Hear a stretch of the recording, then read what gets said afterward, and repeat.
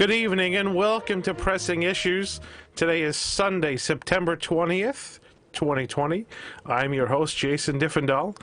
I'd like to introduce my illustrious panel for tonight. Some faces that many of you probably have never seen. Well, actually, Jasmine, you did see not too long ago. Hi. But we have Annie Wilson from our sister site, Universal Parks News Today. She's going to talk to us about what's going on over at Universal for Halloween. What is yes, that? I will. If you've seen Trick or Treat. Oh, that's okay. Gotcha. Yeah, it's a little pumpkin guy.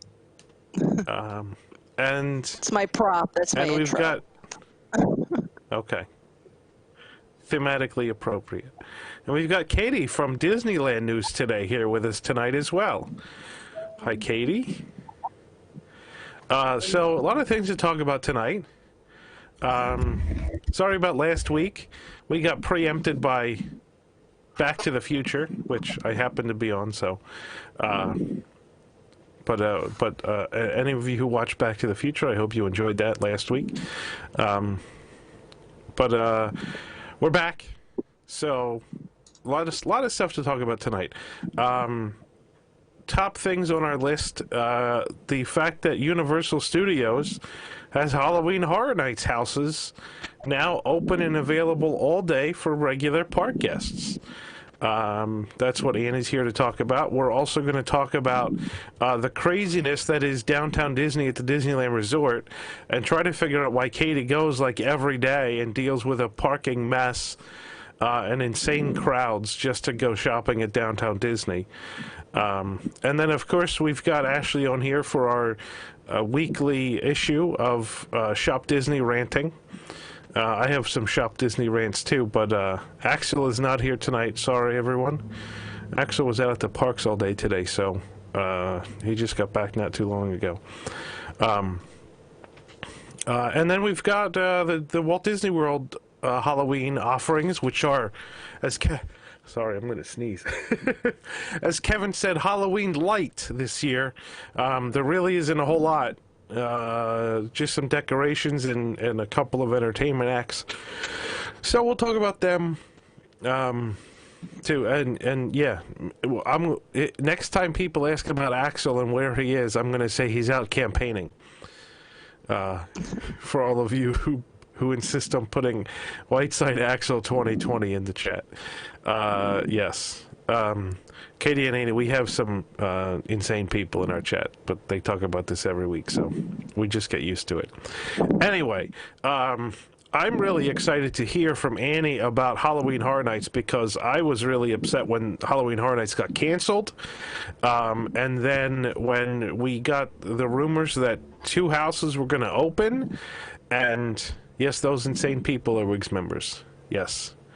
When we got the news that 2 houses were going to open, that was super exciting to me and a lot of other people, I think.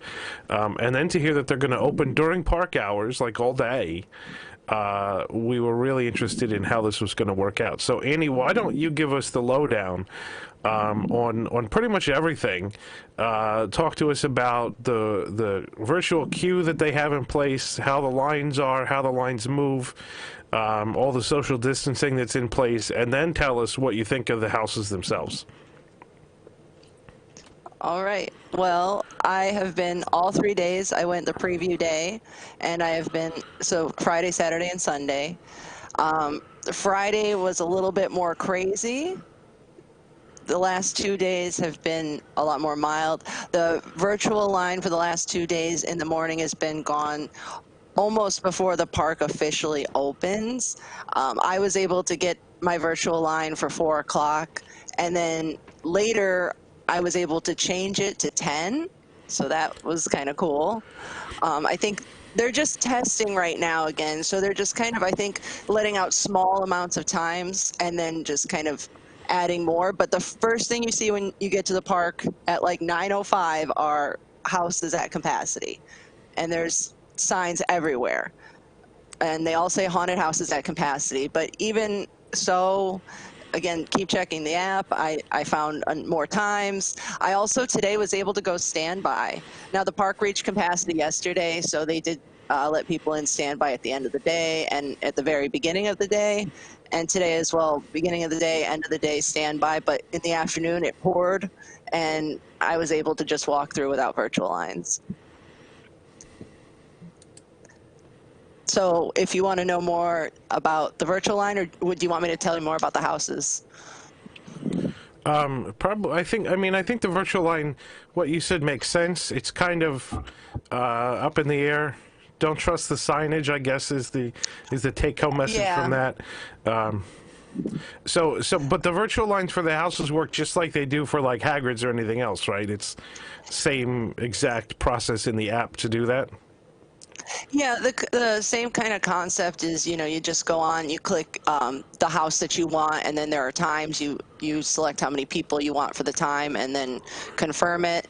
The other thing I noticed, though, was the lines moved incredibly quick, even with the virtual line. Even yesterday with the crowds, we were given a wait time slip when we got in the line. It said 12:15, and we were entering the house at 12:26. So 11 minutes, which is kind of like that slow-paced walk distance from other people Right. anyway. So you pretty much walk right into the houses, which is great. I mean, if you've ever been to Halloween Horror Nights, you wait a lot. And so You this was do. kind of, yeah, so this was kind of a way different experience. It was kind of cool just to be able to, the only waiting really was waiting for your virtual line time. But with, like Hagrid's, if you have a virtual time, you can come back and that line can be stretched way out to like the Lost Continent. So I think the virtual Yeah. line was working better for the houses, but again, because it's testing, I think that they're just letting out such small numbers just to kind of see how it flows, how the traffic goes through the houses and things like Right. that. Yeah, they really I have also no noticed, idea what the hourly capacity is at this point. I mean, until they test it with real people, they've got no idea. yeah, and I also noticed a lot of other changes like throughout the last few days. On Friday, they gave out glow sticks and different color glow sticks to each party. So as you went through the house, they wanted you to keep the first person in the party to keep the glow stick visible some way so that the team members inside the house could like separate the groups and knew where one group ended, one group began, so that they could keep the distance in the house.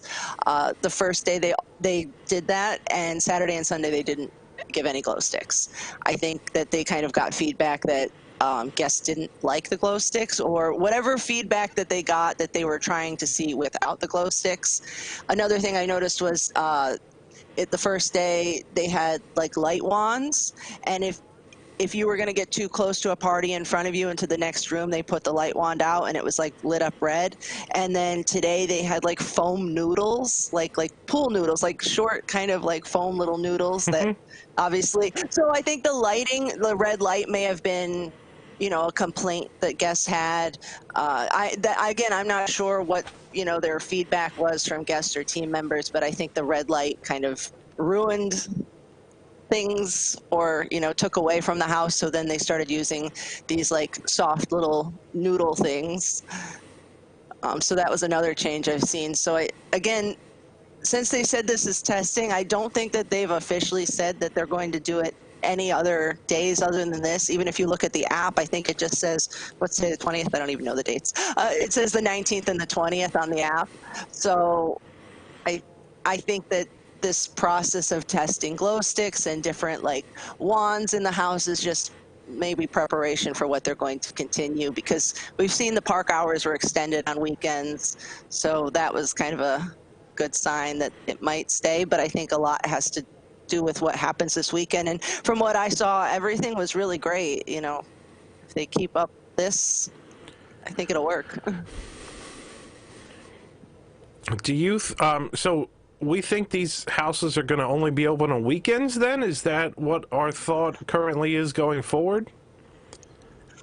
It's still kind of rumors, and so much was kind of depending on this weekend is what I've heard from people.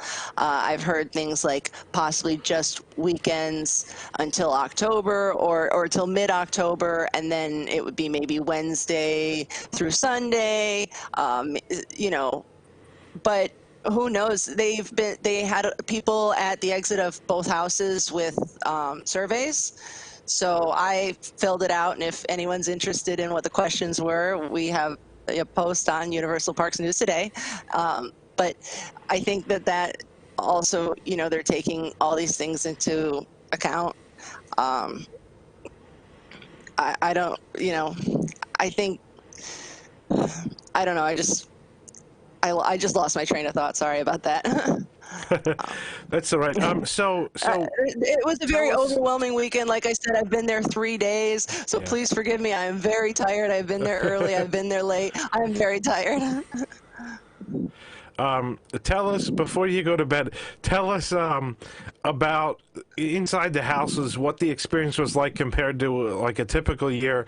What is the social distancing? Because I know there's like plexiglass a lot and things like that. So tell us a little bit about that in terms of how the experience is compared to what it's normally like. Completely different. It was brighter in the house. I felt like it was quieter in the house. The plexiglass really gives away all the scares. That is the biggest kind of complaint I've heard. The plexiglass is like partial on certain sides, so when you're walking through, you can see that piece there, and something's going to happen on that side. I noticed there were a lot more scare actors in the house today. It seemed like rooms that I walked through and nothing happened the last 2 days, there were people, which is also another good sign that, but you could also see spots where if this hadn't happened, there would probably have been a scare actor. There are just kind of those like little corner spots where someone could stand and scare you that they don't have people. One room you walk in and there's beds and there's very clear, panels around it, so you know what's going to happen. So it's not as scary as normal, obviously. And I think the daytime outside the house, like going in when it's broad daylight and coming out, that kind of takes away a little bit from the scary factor. Tooth Fairy was much scarier. Bride of Frankenstein, it was okay. I liked it. I appreciated it, but it wasn't a scary factor. I think Tooth Fairy was scarier.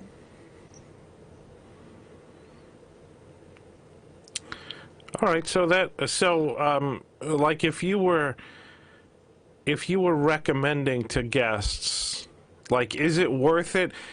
For a typical person coming to Universal, is it worth it to like brave the crowds of the weekend to go to these houses, or if you're not really into the haunted houses, is it something that it's you might do better going during the week and not worrying about the houses because it really wasn't a big deal? If you're a huge fan of Halloween Horror Nights, you're either going to appreciate the effort or hate it. And if you are not involved at all with Halloween Horror Nights and this might be your first experience, then I would say 100% do it. But I've heard people coming out of the house that said, if I had paid for that, I'd be mad. And, I get that a little bit, but I think that people to should some step extent, back. it makes sense. Yeah. I get it. I think you should step back, though, and also say, hey, and they realized that before anybody had the chance to say it, they realized that maybe it wouldn't be the full experience that people would pay for, and so they're offering it to day guests, which I think people should appreciate. Right. I mean, how many times can That's what I think. come to the parks and do the same things? It's a new experience. Whether even the tribute store has been great. Just walking through the tribute store is amazing. I think everyone just appreciated that in the beginning. So. Yes, I think so too. So yeah, no, I think it's fantastic that they're doing this. Clearly, it's not the kind of thing where they could do an after-hours hard ticket event, simply because I think the throughput of the houses would just not be enough. Also, they've only got 2 open, so this is kind of a test. I know there's rumors that they might open some more. I know most of them are are built, or at least close enough ready to go. So I think they could open more, and it sounds like from your perspective, things went really well this weekend. So that's good news. Yeah. But yeah, I think Universal's in a tough spot because they spent all this money and they built all these houses and they had planned, and then at the last minute the plug got pulled. So it's not really, that other than labor, it's not really a huge investment to open these things during the day. Just staffing. And so Universal, they weren't going to be able to sell hard tickets for an after-hours event. Especially they couldn't do that from the get-go because they had no idea how this was going to work out. So open it to day guests and giving it to them for free, I think, is a spectacular idea. There's not much else they could have done. I get the people that say if I'd have paid extra for that, I would have been upset. But in the situation that we're in, I think Universal made the right call to do it for free and not worry about, the Horror Nights parties. And to be honest, with the Tribute store, it seems to me that they're making a ton of money on merchandise. I mean, they've got like merchandise from every Halloween Horror Nights in the past 30 years. So, they can just keep cranking out merchandise and people are gobbling it up, which is amazing. And that was amazing to me back when there weren't even going to be any houses open this week. People were just going crazy in the Tribute store because that's all they had. And obviously Universal had ordered all this merchandise well in advance, but the fact that people still want it for an event that's essentially canceled was pretty amazing. But the merchandise, I think, is great. I think all of it's really good, well done. Nice tribute to past Halloween Horror Nights. And people really love Halloween Horror Nights. I think people are so. There are some people that are fervently, dedicated to Halloween Horror Nights, and you don't see that with something like Mickey's Not So Scary Halloween Party. I mean, if you look at the ticket prices are pretty much the same. Even I think Mickey's is even a bit more than Halloween Horror Nights, generally speaking. But there are some people that buy the pass and go many, many times during the year because all of these houses are so elaborate. And there's so many of them in a normal season that you can't do all of them one night. So, you have to go multiple nights to get them all done. But people just eat this stuff up. And it's not like that at all with Mickey's Not So Scary. Mickey's Not So Scary is fun, but it's almost like the Halloween stuff is kind of not necessarily the main draw. In a lot of people's minds, the main draw is the parade, the fireworks, and going on rides with little weight. Whereas at Halloween Horror Nights, it's almost like the rides are an afterthought. Like no one pays any attention to the rides. They're always in line for houses. So I think Universal did the best they could with the situation that they're in. And it's great that they're opening these, and it's great that there's not an upcharge. I think that is a very much a gesture of goodwill. It's obviously not the same experience, but in my mind, it's better than nothing. And, I think even the people that commented, like, if I paid for that, I would have been upset. I think if you asked them, further, they would have said, well, I didn't pay for it, so it was good for what it was. It was nice. It was better than nothing, I think. And since you're not paying anything for it, better than nothing is about as much as you could ask at this point. So we'll see what happens. But I think it's great. I think I'm coming down in a week and a half and really looking forward to doing the houses just to see what it's like. I mean, even, like, I'm not big into the scares, and sometimes the scare actors scare me, and sometimes it's like, I know when they're coming. Like, you can kind of, even without the plexiglass, in a normal year, you can really sort of predict. Like, I could tell where there's people hiding to scare me, like, 50% of the time, if not more. But I don't go for the scares. I go for the really elaborate sets that you can walk through. I mean, these are physical sets that they built, and you can walk through them, and it's so elaborate. And when you get things that are like Ghostbusters last year, where it was so well done, it's a visual treat just to walk through and look at those things. So to me, the fact that there's still some scare actors, even though they're behind plexiglass, is kind of like, that's fine. I don't mind. I'm just happy to be able to walk through the houses, and I think that's probably like a lot of the way people think is that, they're just happy to be able to walk through these things because it's such an elaborate setup, and it's such an experience just to be able to go through. And it's something completely different. It's not right. Like, you're going, and sure, you can go on the rides and stuff. And if you haven't been on something like Hagrid's, it's definitely worth going on. But, rides that have been there for 10 years or whatever, you can go on them, but you're always looking for something new, a new experience. And this is certainly filling that, I think. Absolutely. Anybody else have any other thoughts?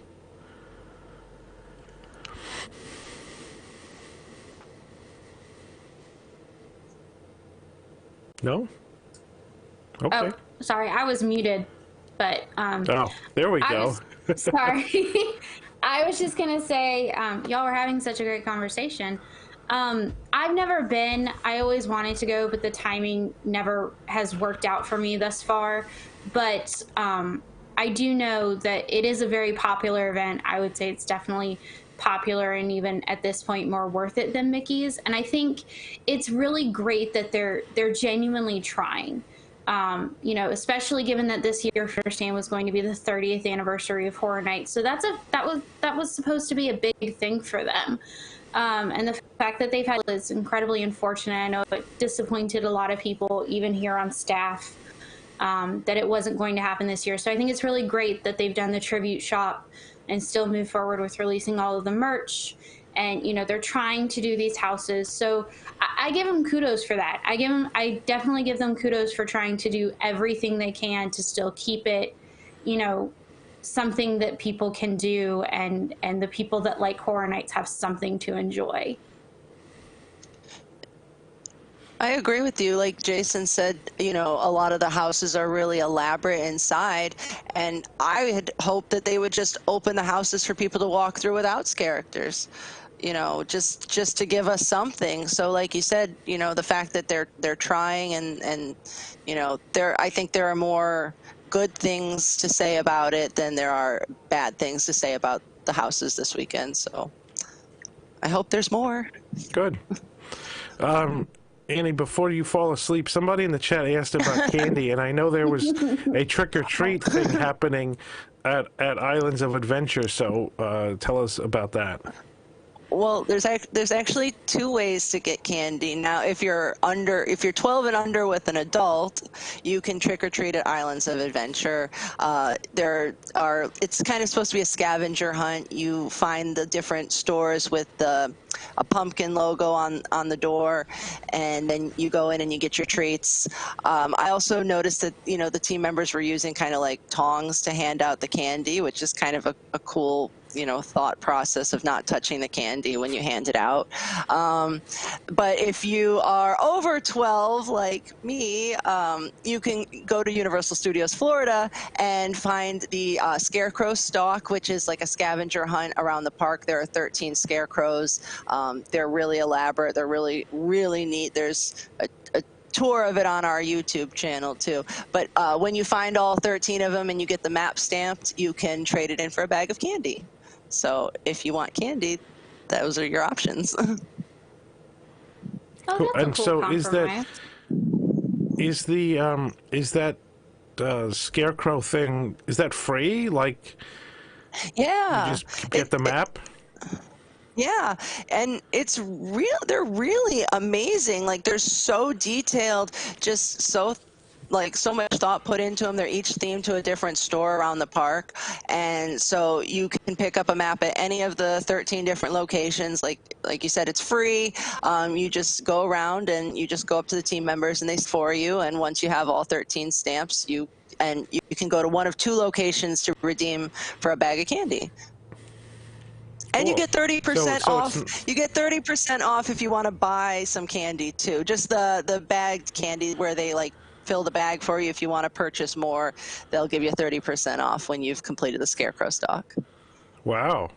So they're giving out free scavenger hunts and free candy, and Disney is charging, I don't know what they charge, $8.95 now for their like food and wine festival scavenger hunts, where you get, I mean, you get a pretty cool bottle, but still, that's neat. That's very cool.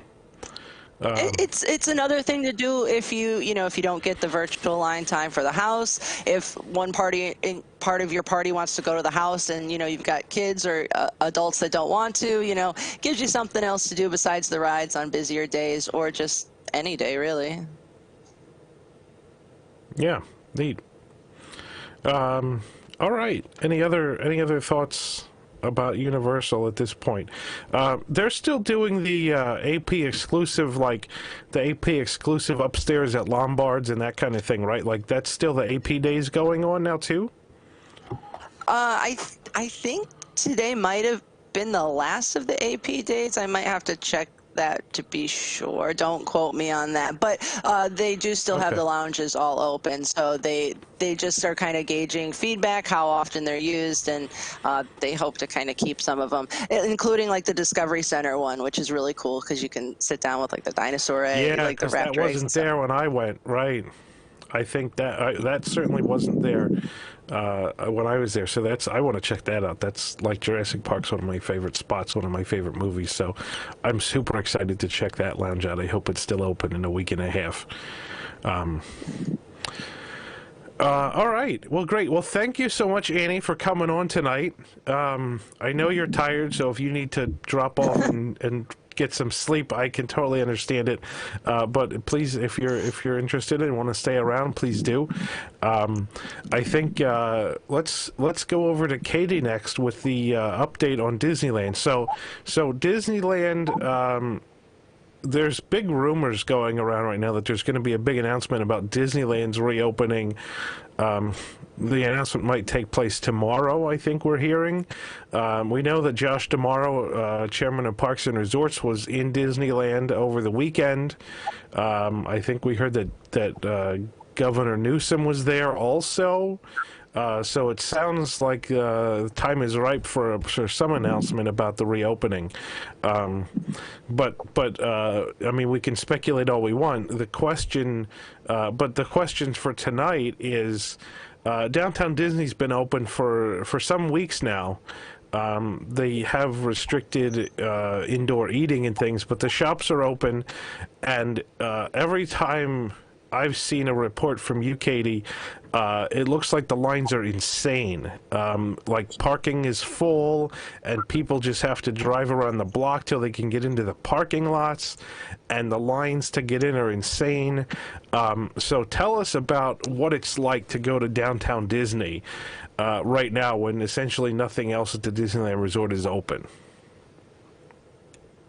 Well, people are looking for their Disney fix here in California. There's not much open, honestly. Like, there's no other parks open. There's still a lot of limitations on what's just restaurants and stores open in day-to-day life. So people love just going and sitting and spending all day at Downtown Disney, spending money on merch, going to the restaurants. But it's gotten to a point where it's a little bit hard to just go do that for fun because of the demand for Downtown Disney being a lower capacity area. It's turned into like a 3-hour wait for temperature screenings, plus the hour you're circling around Downtown Disney to start with to try to get into the Downtown Disney parking lot. I've ended up seeing, like, I parked at Garden Walk one time across the street and just walked. It's pretty bad because there's no other option for parking. You either make your way into the Downtown Disney lot eventually, you keep circling until they let your car in, or you figure it out. Other people have been Ubering. It's crazy. So once you finally get in, you're at the temperature screenings. I found that Downtown Disney opens at 10, but if you get there around 9:30, they start letting people in, and that's the best time to go. You're not going to get to wait for temperature screenings. You're going to be able to enter the store, the first store you want right away, and get virtual queues for the rest. But if you come just like a little bit after 10, you're looking at an hour and a half wait for World of Disney on a weekend, and it's getting pretty bad. But weekdays are good. I think they're handling the weekends much better than they were originally. it was terrible in the beginning. They've really improved their queue for the temperature screenings. The way that they're moving people throughout just downtown Disney has improved. Like World of Disney has changed their queue a couple times just to help maneuver people. And overall, they're getting it under control for the amount of people. Like every weekend, it's just, you can't think that more people come up, and they do. They just keep showing up. Does everybody seem to be just going for World of Disney, or I mean, there's other stores that are open there, I guess, but are people really just focusing on World of Disney to get their Disney fix? There's a lot of like hanging out in the Esplanade, taking pictures by the gate, and then World of Disney is the most popular thing that people are going for. But newly we have the new Star Wars Trading Post, which took over the Wonderground Gallery, and that today was a 2-hour. So that's probably going to be a new spot for people. Hopefully it'll even out World of Disney, but World of Disney can take in about 200 people at a time. The area that was the Wonderground Gallery is maybe like 40 people. Yeah, that's a smaller store for sure. Definitely a smaller space. The line is probably going to continue to be long for that in the upcoming weeks as we hopefully prepare for Target. But usually World of Disney, there's actually been, like, I was talking to a couple the other day who actually flew from Nebraska just to come to downtown Disney, and they called and got a reservation a week ago, and they were still waiting an hour just to eat at Ballast Point. So even all the restaurants are packed. It's insane. Wow.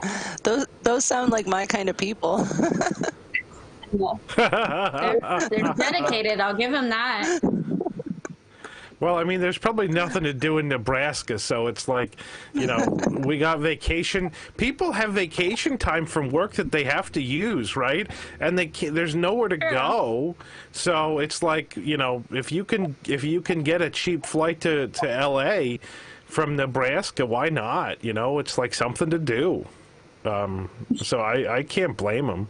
I mean, I'm heading to Florida in a week and a half, and our flight was like $78 round trip or something absurd. So it's like, you know, why not? But yeah, so did you go into the Star Wars store that replaced Wonderground? So I went the opening morning of it. There was no announcement that Wonderground was being replaced by Disneyland at all. It was just, I noticed like they slowly have been removing stuff, and they kept saying it was because, well, artists aren't just producing it, like no one's producing any artwork. It was kind of just suspicious. And then I just showed up that morning, and they had like tarps over the front of the Wonderground. It was so odd. I was like, what is this? We walked into Star Wars Trading Post.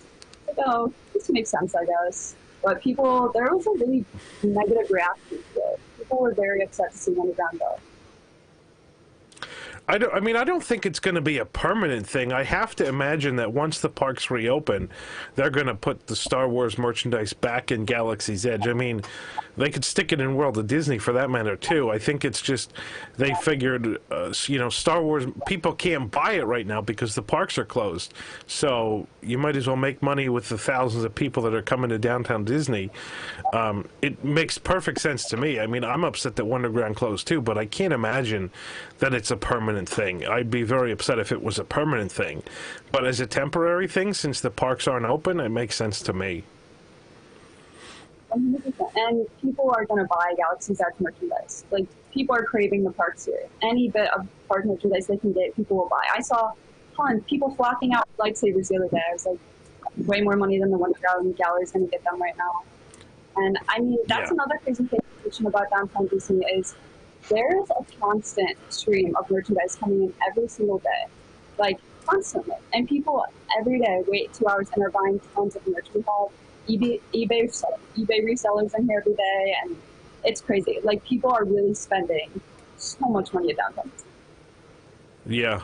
Well, like, there's nowhere else to go. So it makes sense. It makes sense. Any questions for Katie in the chat? So Katie, for those of you in the chat, Katie is one of our Disneyland reporters. So she's been going to downtown Disney pretty regularly to check things out and file her photo reports of what's going on there. So if you like Katie, hit that thumbs up button, press the like button. So I did notice somebody in the chat said something about me being at the Grand Floridian. So this area of the Grand Floridian, the fences just came down. Narcoossee's is open tonight for the first night, so this area of the Grand Floridian is actually accessible to the public, but you're right, the resort does open tomorrow to the general public, but the fences, most of the fences are down at this point, and so these locations are kind of open. And if you can't tell, I'm actually sitting on my desk chair right here in the sidewalk, and I've stopped time so that the light doesn't change as we go through the show. So we always have a good light for the show. So yeah, I'm really here, but it is really open. So some other people in the chat are asking, Katie, are people happy in California or miserable?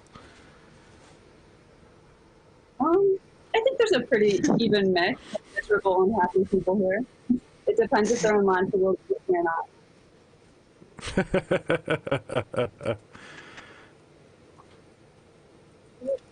I don't know. I feel like people have been pretty happy lately on property. Like, cast members have been amazing. Like, guests are very respectful. People keep their distance. Operations are really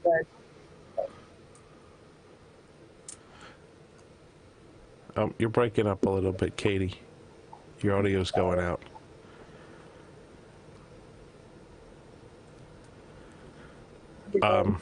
All right.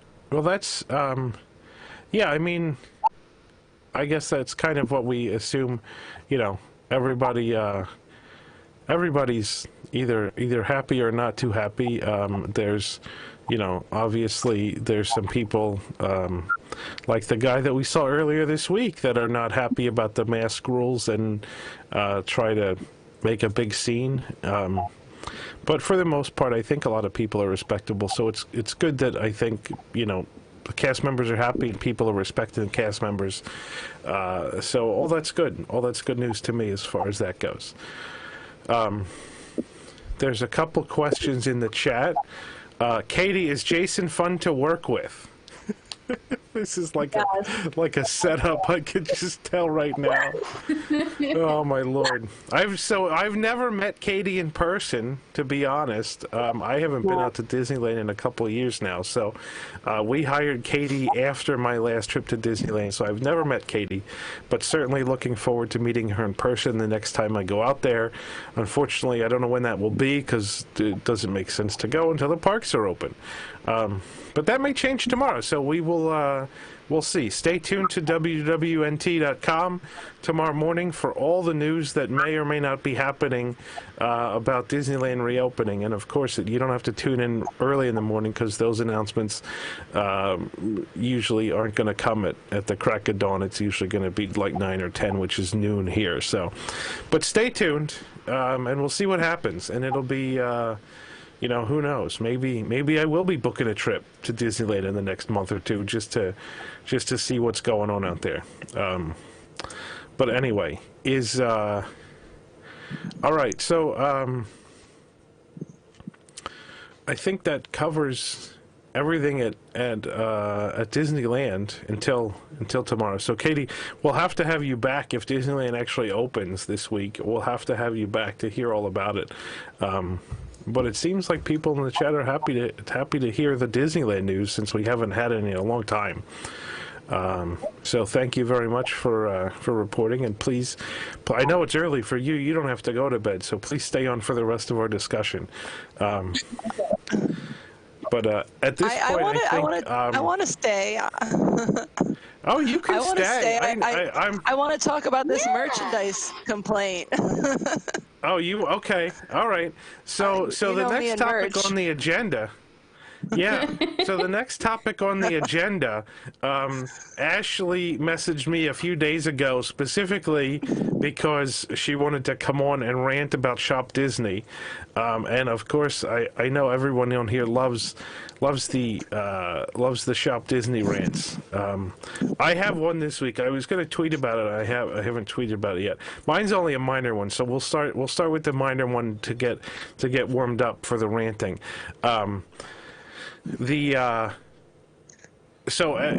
I've complained before where you buy like a single pin and it comes in a giant box, right? Like they have envelopes they could send things in, but they don't.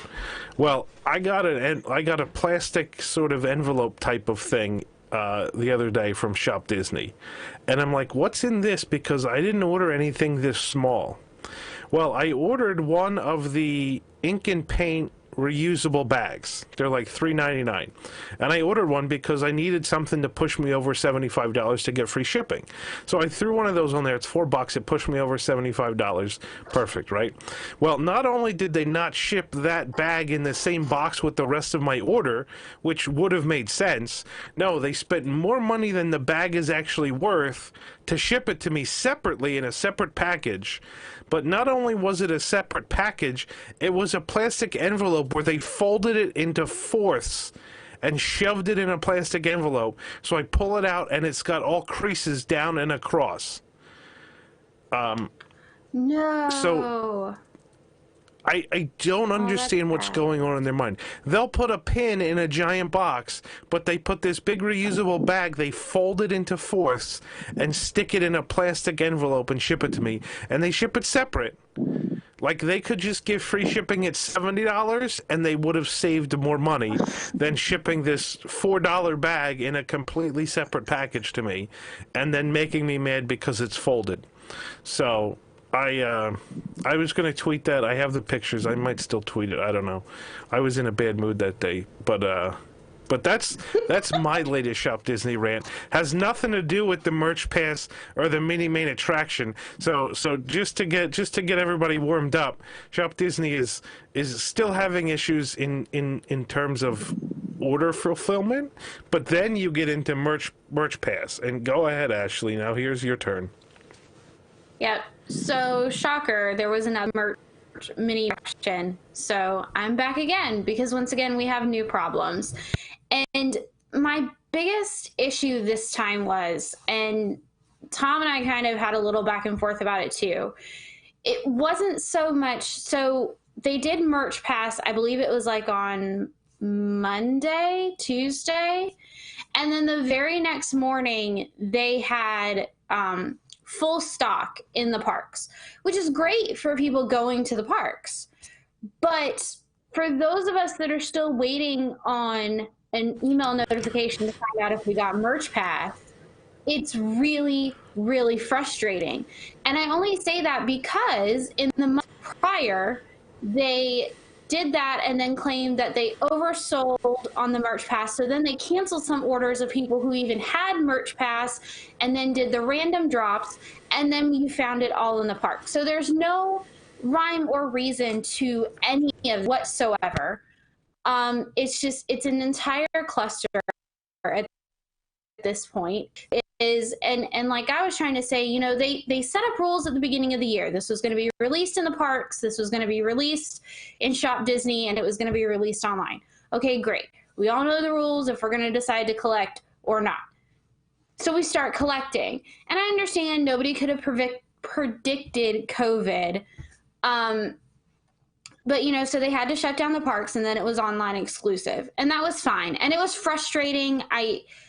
I know some people got overcharged and things like that. So online only did have its issues. It always has. But then they started this merch pass thing, and I was like, okay, maybe this will be fair. Nope, got worse. And now we have this weird haphazard. Nobody even knows what's going on because now they've sent out an email from those of us who didn't get selected for merch pass saying, hey, sorry, you didn't get selected.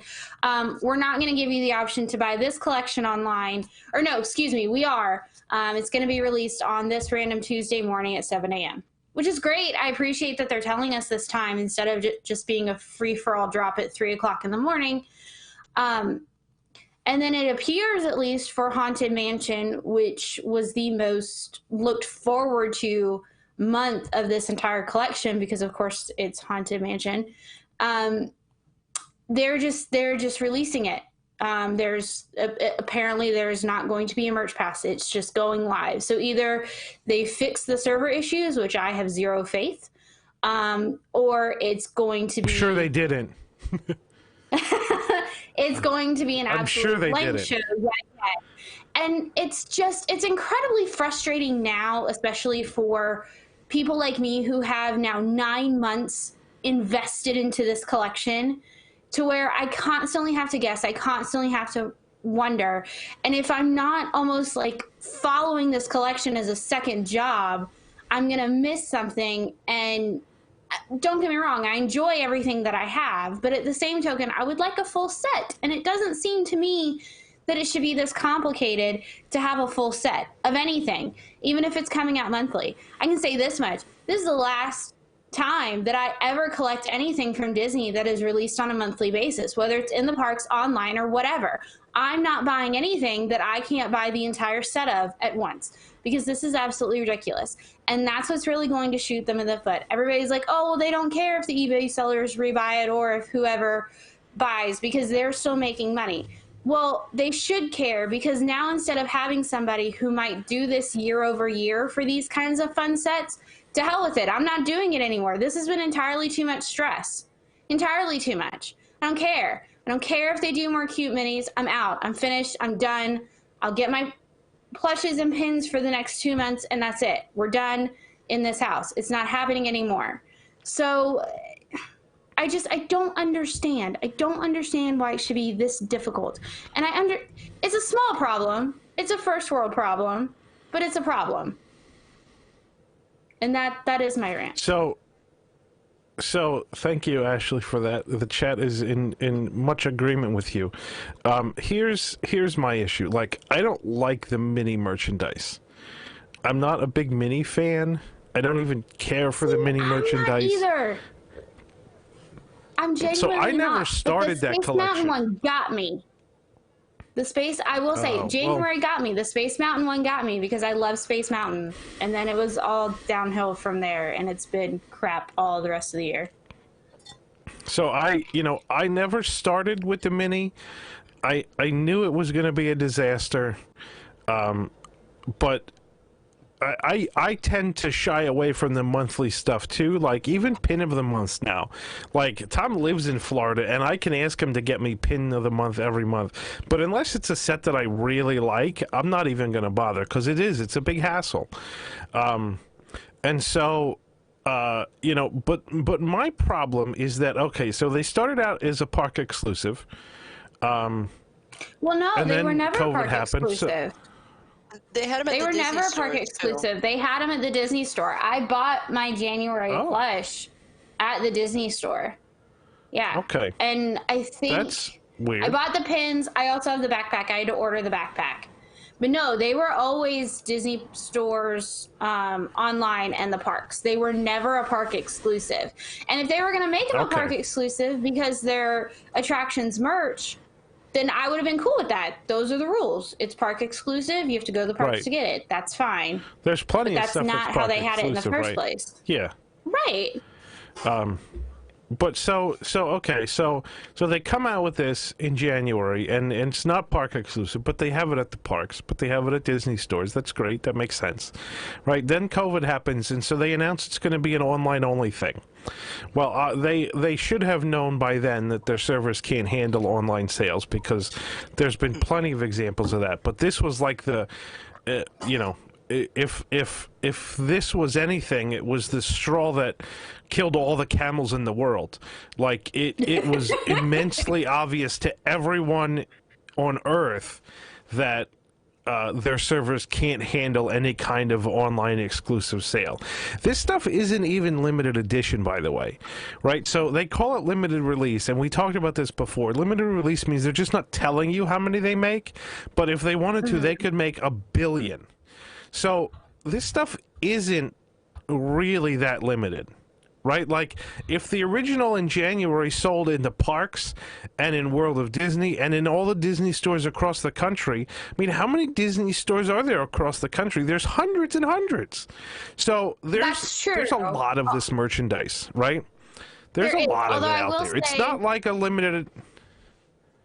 Sorry. Go ahead. But I just did want to point out really quick. Sorry to keep interrupting. But for the Disney stores themselves, they got very small stock from what I understand. Like my personal Disney store in January, I think they got 20 plush and 10 ears and maybe like 15 sets of pins and 2 backpacks. Like it was a very random, small quantity of ish. And they were mostly directing people to order it online. But to your point, when I went online to order it was all there and was not a problem. Right, because this didn't happen. This wasn't a thing. This wasn't a thing until they announced that it's all just going to be sold online. Right. Mm-hmm. So they announced that it's all going to be sold online, and that's when all the resellers jumped in and said, "Hey, I can make a buck," and that's when the servers crashed.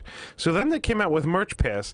Now they never actually at any point made any kind of announcement that said, okay, we're going back to selling this in places besides just online. Like the Merch Pass is still a thing. It just happened this week. So you would expect that people that signed up for Merch Pass could get the merch if there's enough of it that they're sending it to the parks and sending it to Disney stores. But people that signed up for Merch Pass still got denied the merch, but yet there's plenty of it to send to the parks. That doesn't make sense. They probably just don't want to refund people for damaged stuff. Well, they probably just don't want to refund people. I would say, like, this week was frustrating, although I think last month was even more frustrating. Because last month they did Merch Pass. Some people didn't get selected for Merch Pass. And then they did a second round of Merch Pass. And some people, and it was a lot of repeats somehow, but got selected for different merch. So some people still got screwed over. And then on top of that, they did like 6 random drops. And they would sell everything and then cancel orders because they oversold. And then put it back. But they would put it back up again and sell it. And you could get it. My sister had 3 orders for, I forget what set of ears it was that she had missed that kept coming back up.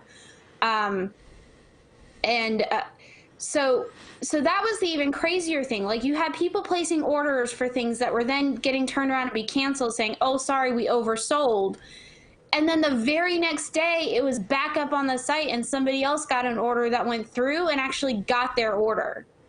So it's like they don't even know what the hell they're doing at this point. Yes, that's a big problem, and we talked about this multiple times too. I mean, if they want to change their mind because circumstances change, like, okay, the parks are open, we want to start selling this stuff in the parks again, that's fine. They can change their mind. They just have to let people know. Right? Like, they made a big announcement that says this is all going to be online because the parks are closed. Well, where's the announcement that says now the parks are open, we're going to start selling this in the parks again? They didn't let anybody know. It just showed up. Like a giant pile of it showed up this week in the parks for the Big Thunder Mountain setup. And it's like they don't tell anybody.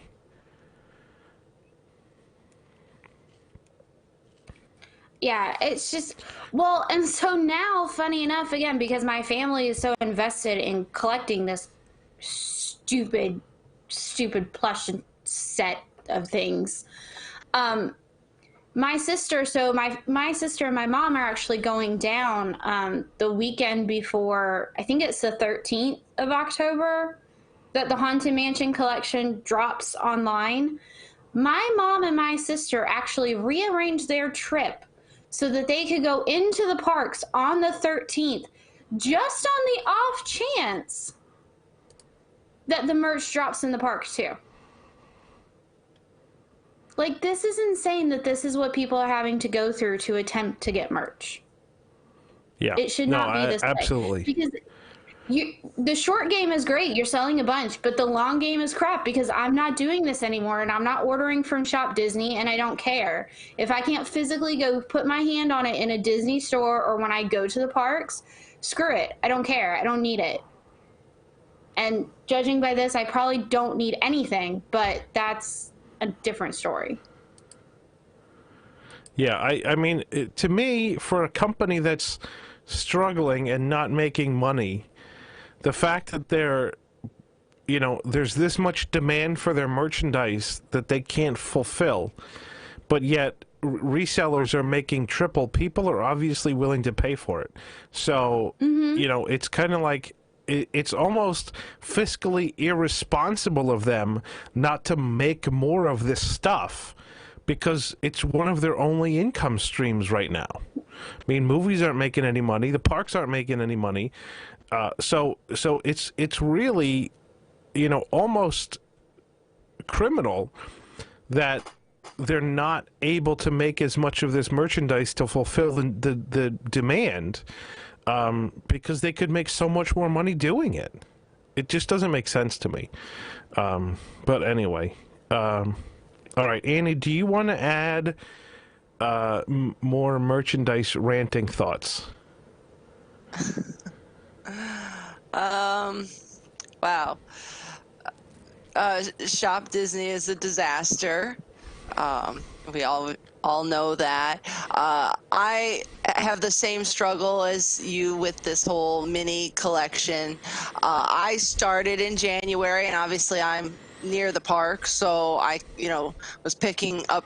I picked up January and February in the parks, and my February ears, the little boat fell off, and then I couldn't get anything else through Shop Disney, so I probably shouldn't admit this, but I ended up just saying I give up. I was trying to collect the ears and magic bands, and I just said I give up, and I sold the Space Mountain ears on eBay. Sorry, I didn't buy 10 of them and sell. I didn't buy 100 of them. I had one myself, and when I couldn't get the rest, I just said I'm done with it, and I'm glad I sold them, because obviously the frustration. I really would love this Haunted Mansion set that's coming up, but I'm not even gonna bother. Like, same with you. You just, I'm done. I don't care now. If it's so much aggravation and struggle just to get merchandise, then I'll buy something else. It's fine. Yeah, well, and even Tom had made the good point. He said it should be park exclusive. And I don't necessarily disagree with him because it is attraction specific merchandise. And the comment was made, yeah, it's great memories to have ordered it online. Well, no, not really. I mean, I do think, if people want to order things online, that's between them and their credit card. But at the same token, to his point, when I look at this mini stuff now, I don't see fun memories. I don't even see fun memories of going to my local Disney store with my sister like I do for January. I see screaming and cursing and stress, and for a while there, the third Saturday of every month being the third circle of hell, and now just random days of the week being the same way. So no, I don't see happy memories. I want to finish the set. I'll probably hold on to it for a while, but I won't be surprised if I don't at some point turn around and in the next couple years sell it as a complete set, because it's not fun anymore. It's not at all fun. Yeah, I think I agree with the whole, you look at merchandise, and I have a lot of memories from things like waiting in crazy lines for tiki mugs, or just that if I could have just ordered a tiki mug from Trader Sam's online, I don't think it would mean as much to me as going with my friends or memories that I made with that. So I would have been okay with just putting the merchandise, this collection, in the park. But like you said, putting it on Shop Disney just creates a whole nother disaster for everyone. Yeah, it does. And I mean, I think even if Shop Disney worked correctly and, people didn't have problems with the site crashing or merch pass or whatever. Like, I think it still wouldn't be as special if you can just order it online as if you have to go to the parks to get it. Like Ashley said, like Ashley said, she has fond memories from January because it was really cool and she got started on the collection. And then like Annie said, yeah, you have memories of having to stand in line. Like I've got memories of standing in line for, Epcot 25th merchandise and Epcot 30th merchandise and Epcot 35th merchandise when you get there at like 4 in the morning and stand in line. Those are all, I mean, it was crazy, but there's still memories I have. And if I could have just ordered it online, it wouldn't be those same memories. I mean, honestly, when Disney started releasing the pins in October of 1999, like that was the first merchandise craze that I was a part of. And what ended up happening was that, people would get to the Disney store on a Saturday morning every week, and they usually opened at 10, and people would get there like at 9 o'clock and line up to get these pins every week. You started chatting with the people in line. You started making friends with the people in line. There are people in lines that I met in like 1999 and 2000 outside of the Disney store in Boston that I still talk to today. Like there's yeah. So all of these people would meet every Saturday, and then when sort of the sets that Disney was releasing at the Disney stores sort of stopped, these people said, let's just have our own like pin trading night. And so this sort of turned into a thing where 200 and some people meet every 6 months in New Jersey to trade pins. And these are people that, people you met in line at the Disney store, and now you're lifelong friends. I met Tom at a pin trading event. I wouldn't be here today if it wasn't for pin trading. So yeah, there's all kinds of fun memories, and this would totally not be the same if you just bought them online. And even if it was the kind of thing where you knew it was a pin of the month thing, but you signed up for like a subscription box and it would come every month and you didn't even have to deal with Shop Disney, it still wouldn't be the same as either getting it in the parks or even at the Disney store. If you had to line up, at least the physical goods were there. You could touch them, like Ashley said. You could hold it in your hand before you bought it, and so you knew that you were going to get it. So yes, yeah. that's. I will say, because I think even though I was the one, and memories are important, don't get me wrong. A lot of this merch behind me, there is a fond memory tied to all of it. But I will say also, playing the devil's advocate side, because there are things that I have ordered on Shop Disney just because, like my obnoxiously large Indiana Jones pop vinyl. Because I wasn't going to make it out to Disneyland for the celebration for that attraction, but I love that attraction. My dogs are named after Indiana Jones. I am a huge Indiana Jones fan, and I still really, really wanted that merch because of other memories tied to that franchise and that IP. So, I do also see the value of having it online. But again, you need to set forth the rules beforehand, especially for collect. And that's my. I see both sides of it. To your point, fond memories. WTWT, Tom and Jason wouldn't be here, and memories are the most important thing, and that's the biggest reason behind merch. But I think you can still have certain memories, even if it's not the actual act of going to get it. So I don't, especially like people who can't get to the parks all the time, I don't want to say like, oh, you should feel bad for just ordering merch online, because I get it. I do see both sides of the argument. So yeah, I totally get it. It makes sense, if there's something you want, but if you're going to come out with rules or a system for how the merchandise works, you've got to stick to the rules. You can't like change. I mean, okay, so there's a pandemic, you need to change the rules. That's fine. You can change the rules once if there's a worldwide pandemic, but then you can't just keep changing and changing after that. Like the Epcot posters, they were limited edition of 100, and then magically they're limited edition of 200. Then magically they're limited edition of 300, and then still they oversell them and they sold 500 and some, and one of my 3 got canceled. Like, it's absurd. It's absolutely absurd. It is. So they're making it up as they go along, and they don't care. Well, yeah, how about right. Sorry, I didn't mean to interrupt. How about the limits that people can buy? Can we talk about that too? Like the the obnoxious that you can buy 10 of them, and if your 5-year-old is with you, you can buy another 10 because technically they count as another person. That's ridiculous. That's absolutely nuts. And I don't know, online with the mini main attraction, can you buy 1 or 10 when you buy on Shop Disney? It was 1. 10 is my understanding. So and that's the other frustrating thing. That's the other frustrating thing that I completely forgot about. So in the park, from what I understand with the Big Thunder, it was 10. If you were physically in the park, you could buy 10 of each item.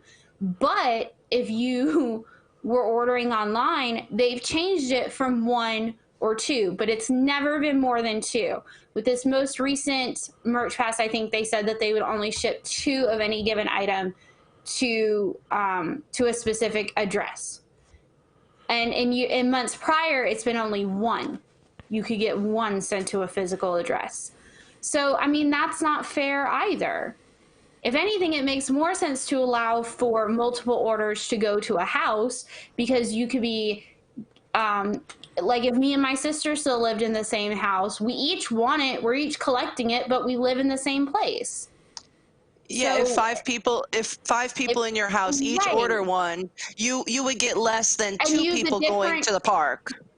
Correct. And you're using a different credit card and a different account. I still think that should be just as fair as somebody waltzing into the park and buying 10 of them that are most likely all but 1 maybe are going to wind up on eBay. Yeah. It doesn't make any sense. It's 10. 10 is an obnoxious limit. So here's the other thing where these online limits are absurd. The Disneyland 65th Anniversary Wishables, which is a set of 7 different Wishables, they limited you to 1 online. Like, why are you selling something that is a set? It's a blind bag set that you need to buy like 10 of to complete the set. And the limit per person was 1. 1. So what are you going to do with you even 1 order any of wishable? them? It doesn't make any sense. It doesn't make any sense. Anyway, just want to address one more thing in the chat. They do, yeah. Like it's a mystery set, and it's a set of 7 or 8 or 10 in a box, but you can only buy 1 box. You get 2 in a box. Who wants 2 pins? You don't even have a chance of finishing the set. One thing I want to ask. Yeah, and you can't get well. You probably can, because if you bought 1 box, there's a chance you might get 2 of the same pin. That's happened to me too. But Bill Jones in the chat keeps asking why I wanted to buy 3 posters. There were 3 different posters that were released this month. There was the Illuminations, the Millennium Celebration, and Harmonious were the 3 posters that released. So obviously I wanted to get 1 of each. Those were the 3 posters. I was not getting 3 of the same poster, just to clear that up for Bill. But yeah, the other thing I think is that with these resellers in the parks, like Tom should sit there and do a live stream of the store and just let all the people out there on YouTube see the resellers come in and load up their cart and go check out and follow. I think that would be great. I think that would be like the most popular live stream ever. And so I think that would be something. he should do. Hats off to whoever did it, whoever filmed the Big Thunder merch, because there were definitely resellers and they were trying to duck out. But, Oh yeah. I mean, it was hysterical. Like, no, and they weren't intentionally, I don't think, trying to like knock over the cast members, but God bless these cast members. They're trying to still put the merch out there, and you have people already grabbing it basically by the shelf, Like full, grabbing it out of their as hands. they're still trying to put it out. Yes, it's insanity. It was the same with all the Splash merch when the parks finally reopened. Yep. It's just, Yep. I don't, Absolutely. I agree with you. I think maybe a little public shaming wouldn't hurt. It Well, happens at the outlets too. I saw it the other day. I was pretty sure that they were. I was pretty sure they were either following or watching one guy. And when I had gotten my my like return or my time like to go in the store or put my name on the list, I saw the guy going out with like just tons of bags. So I noticed him. And then when I went in the store hours later, he was in there with armfuls of stuff. And I could hear the cast members saying like, we told him last time he was at the register that he was not to come back and buy anything else today or something like that. And they were watching him walk around the store. And I never saw him go up to the register after. I think he knew, but I was like, I saw you earlier with tons of bags, and here we are hours later, and you're back in the store. So, like, you know, it's pretty obvious. I mean, it's an awful catch-22 that Disney needs to fix, because it's totally their own making. It is, and the problem is though that because they are permitting it to happen, you have people that desperately, especially with something like this where it's a set or a collection, you have people that desperately want to finish the collection or desperately want this one piece of merch, especially even just in general with ears, like the stupid macaroon ears in Paris. That was another apparently hot ticket item. Apologies if you like those ears. I think they look silly. But I mean, even those, but it's their own fault. And the problem is those people are going in, they take it all. And then if people, even people who go to the parks, because they buy it all at first thing in the morning, if they want it, they have to turn to eBay, other choice. And it just perpetuates this vicious cycle of it's not going to fix it unless Disney puts their foot down.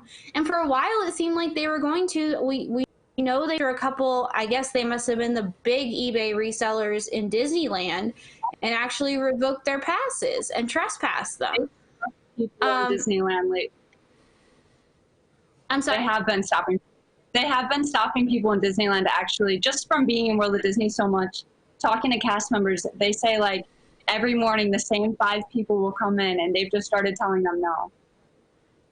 But that's great. That's awesome. So it proves that it can be done. It's what should be done to make it, again, even fair for the people that are actually going to the parks, that should be able to purchase merchandise and memories from their trip.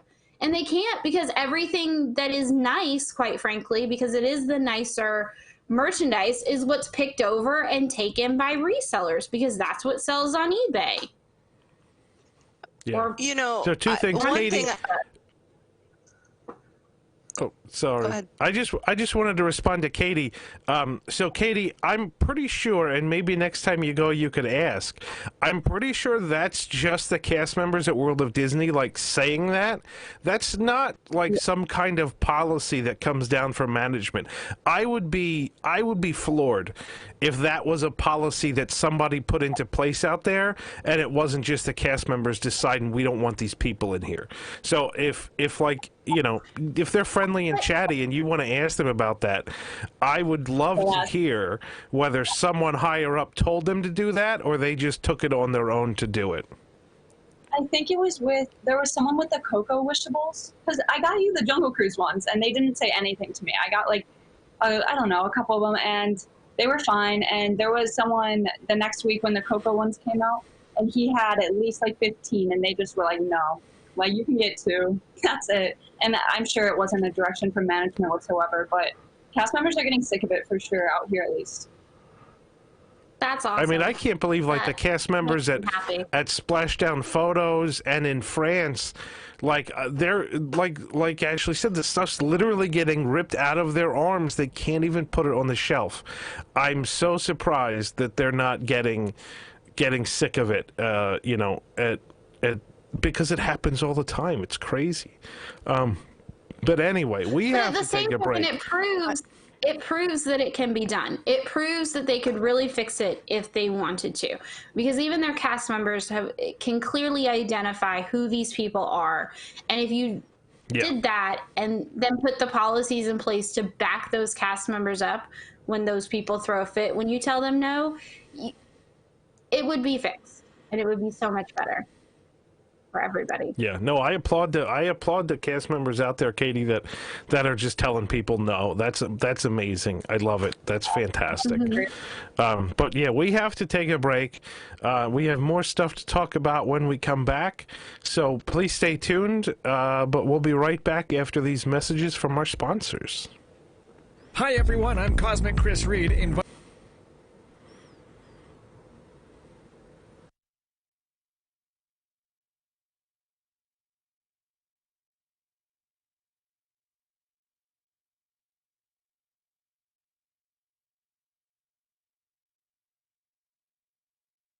Inviting you to join my co-hosts and I every Monday at 9 p.m. Eastern on WDW News Today as we chat Disney park memories, food, and Imagineer our own attractions, restaurants, hotels, and more.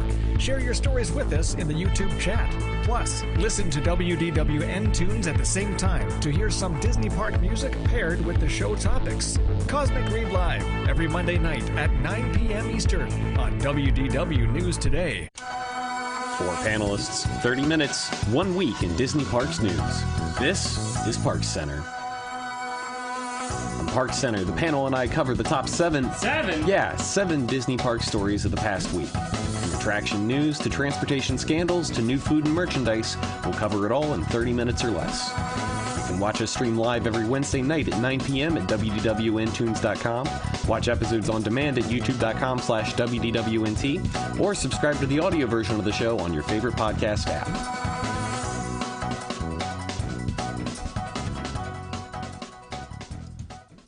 Dreamfinders is WDW News Today's podcast all about the creative culture surrounding Disney parks. Authors, Imagineers, dancers, actors, photographers, filmmakers, and a whole lot more have all stopped by to chat about how Disney has inspired their artistic work. But I still remember sitting in conference tables and looking across at Michael and Jeffrey Katzenberg and the sort of little 6-year-old inside of me going, what in heaven's name is going on here?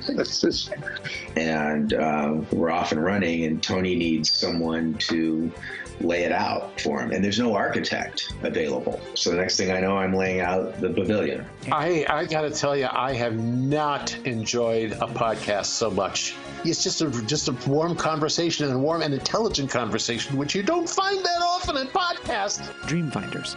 Episodes drop every other Tuesday on Apple Podcasts, Spotify, or your favorite podcatcher.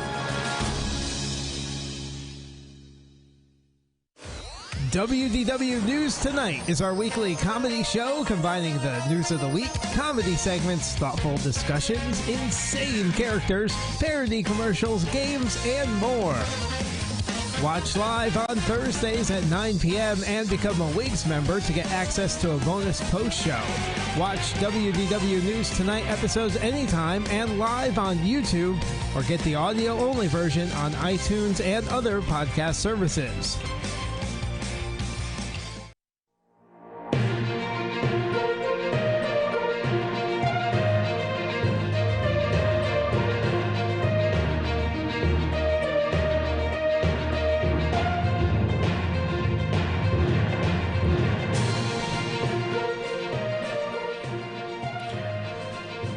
Welcome back to Pressing Issues.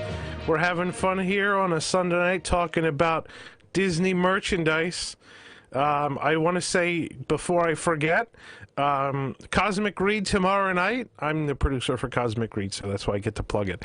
Cosmic Read tomorrow night is asking, what attraction from the past or from any Disney park in the world would you bring to WDW? So think about that, and then tune into Cosmic Read tomorrow night to see what everybody else thinks. And Cosmic Read's always fun, and chat there has a great time. You see the hashtag Team Cosmic in the chat. It's a fun show. It's a real fun show. So tune in tomorrow night for that at 9 p.m. on Mondays, every Monday. Also, WDW News Tonight returns October 1st. That's like a week and a half from today. I will be in Orlando in the studio live for the return. I think some other people on our staff will be as well. Really looking forward to it. Very exciting to have that coming back from hiatus. So tune in for that. And then I guess last thing, Kevin, do you want to play the Vacationeer commercial? The Vacationeer, engineers of your next Disney vacation. The Vacationeer is the official travel partner of WDW News Today.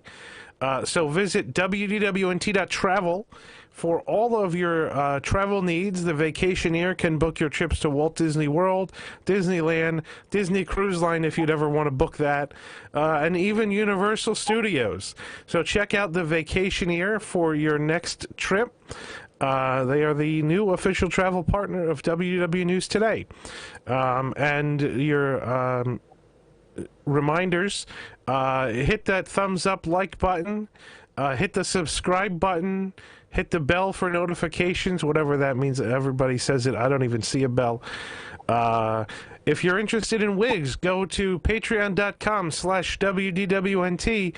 Sign up for the wigs program for just $2 a month. You will get all kinds of benefits, including post shows after WDW News Tonight and Park Center.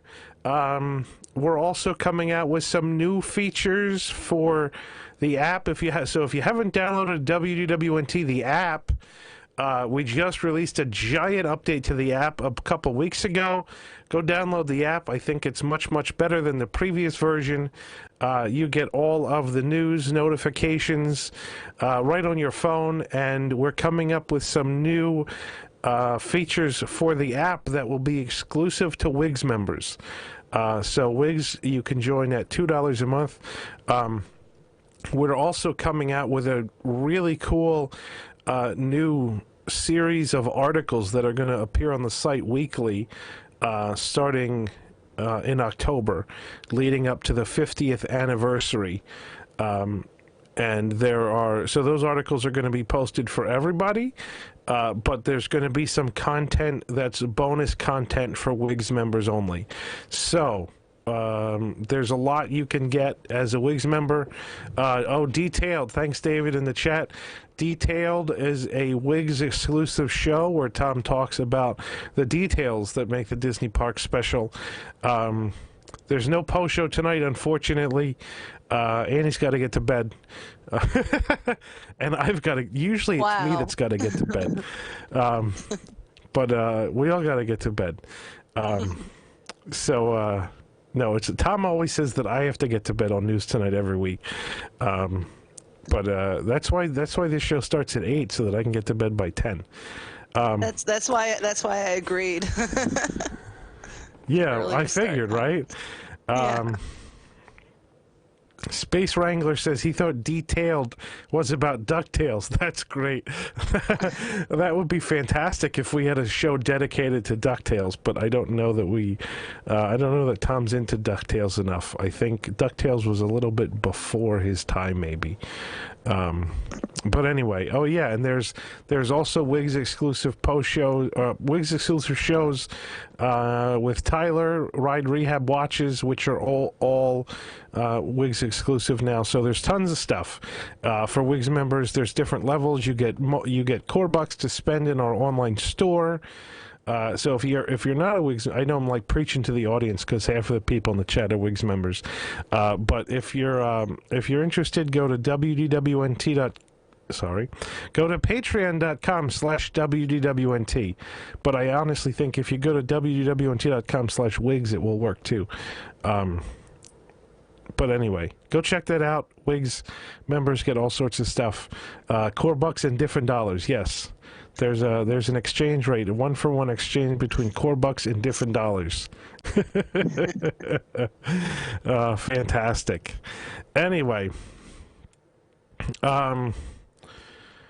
so let's see. Oh, Ben has his poll results. Ben, I hope your test worked well. Thanks for injecting some fun and working on these cool new features for our live streams. That's pretty neat.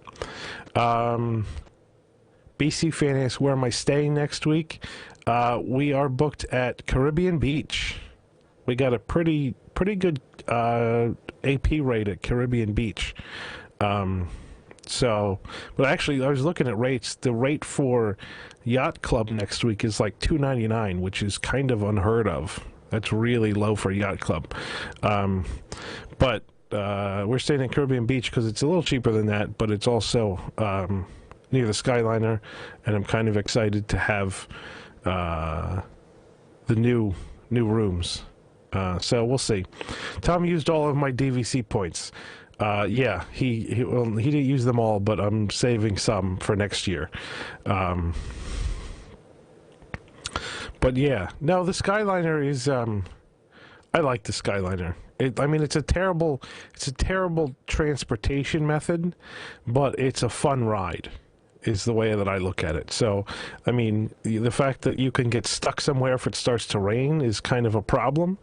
But I love riding on it. I think it's great fun to ride on. And my sister, who is going with me next week, is afraid of heights. So riding the Skyliner with her is even more fun. It'll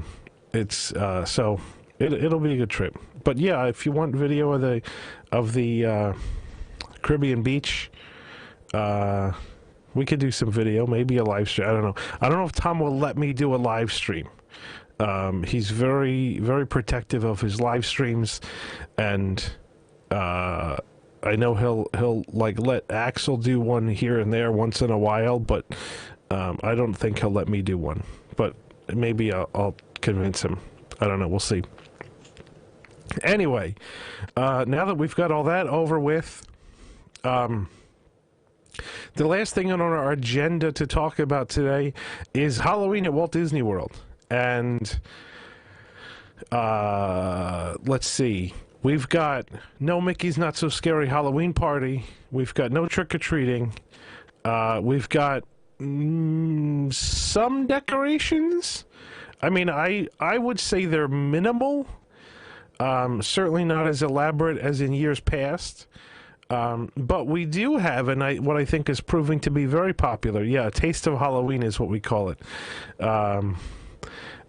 What's proving to be very popular is the character cavalcades and the cadaver dans and live entertainment like that. Yeah, so Happy Magic Time in the chat says they need to up their game like Universal. And I think that's kind of where I was going with this, is that Universal has 2 Horror Nights houses. There's rumors there's going to be more. They have trick-or-treating.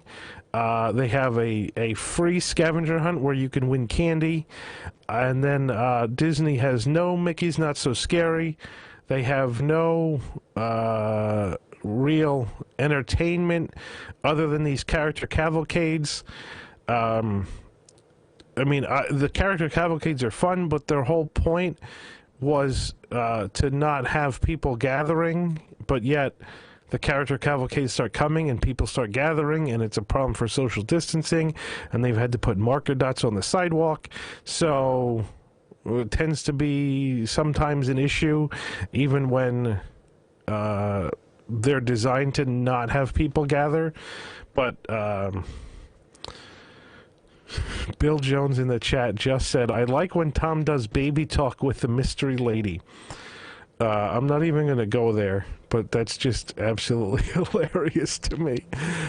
Anyways, so the sort of neutered Halloween at Walt Disney World, it's nice that there's something, but my opinion is that Universal is doing pretty much everything they can. I mean, Universal is doing a lot within what they're capable of doing, and Disney seems to be doing a minimal amount. So obviously there's no Mickey's Not So Scary Halloween Party, and that's really the big thing that Disney does. But Universal, there's not having their Halloween Horror Nights, but yet they're still doing little bits and pieces here. To me, I think that Disney's kind of taken the cheap way out. I mean, maybe that's advisable, but I think people may also say, this is kind of like very minimal, and people get disappointed. So that's, I think, where we are. What do you guys think about the Halloween so far, decoration-wise?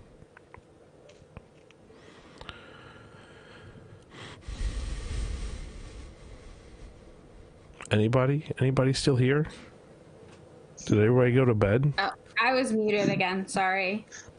I think it's just frustrating to see that, don't get me wrong, the cavalcades are great. I think it was the cadaver dance. I don't know if you mentioned those, Jason. Were apparently out today. So they're doing a little bit, I guess, but when you look at all that Universal is doing, it just hammers home how almost lackadaisical Disney's being about everything. They're like, nah, we don't even need to try, it's fine. But yet you have cast members that still have not been recalled. It's almost like they're talking out of both sides of their mouth. They're like, everything's fine. We're trying to get back to normal as much as possible. Bob Chapek gets his full salary back. Everything's fine. But then you're talking about hotels that are not getting full capacity. We still can't call back cast members, so we still have furloughed cast members. God bless him. I have a friend who is still furloughed and has started driving for Uber Eats and a couple of Instacart and a couple other things like that. Not that there's anything wrong with those jobs, but he wants to go back to his actual job. He loves the company. He wants to go back to work for the company. He had been with the company for 10 years when he got furloughed. So, for him, this is a gut punch, and just it's just aggravating in a way that is bizarre to me. Like, Annie talked about, well, they're still, they're handing out candy with tongs at Universal. It seems like it would be a great idea. Like, why they still couldn't have had some trick-or-treating checkpoints. It's like they're doing the least amount humanly possible to still keep people somewhat happy. And it's just laziness. I think you kind of are right about a little bit of laziness, because it's like they know people are going to come to the park, so they wouldn't have to do anything and they would still get guests to come to the parks. And Universal is like, we need people, we want people, we're giving you a reason to come back. You may have been here last month, but there's something new. We may not be able to do Halloween Horror Nights, and we talked about the houses and things, but we didn't even talk about there's 2 food trucks, and there's a skeleton bar, and there's food in the tribute store. So they've also brought Twisted Taters and some other favorites from Halloween Horror Nights, like the food. So they're trying, and it's that please come back again. We're trying to show you that we're bringing something new. It's not going to be the same experience, whereas Disney's just getting comfortable with that. Well, why hang up extra stuff? Guests are coming whether we do or not. As an outsider from Orlando, looking at everything online right now, I would much rather spend a day at Universal than one of the Walt Disney World parks. I think, just like if I were looking to have some Halloween festivities, like Universal seems like their package is much better right now, and is like as nice as it is to see Halloween decorations once again in Walt Disney World. It does seem kind of lazy. I think I would have rather just not seen any.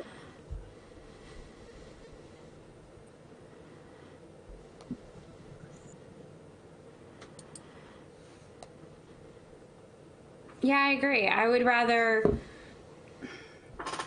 rather than just not. And I said it kind of before the show, like, some of the little things they've done are great, but I would almost rather they focus on getting everything back to normal and not try if they clearly can't handle it, even though Universal can. Like, part of me wonders, because the more that Universal has done is you see Disney rolling out a little bit more and a little bit more. So I wonder if they're starting to feel a little bit of the pressure. I hope they are, but I would much rather them, if they need to, focus on getting the resorts reopened, getting things back to normal, fixing some of the little hiccups that we've seen, you know, figuring out social distancing, so that the pre-show for Mickey and Minnie's Runaway Railway could come back. We didn't even talk about that, but that's weird to me that in that huge room, you couldn't do the pre-show anymore. Like, I understand there would be less people in there, and I mean, I'm guessing it was a crowd control issue, but that you spent more time producing now a spiel that explains to you what happened rather than even trying to figure it out, since it's such an integral part of the show.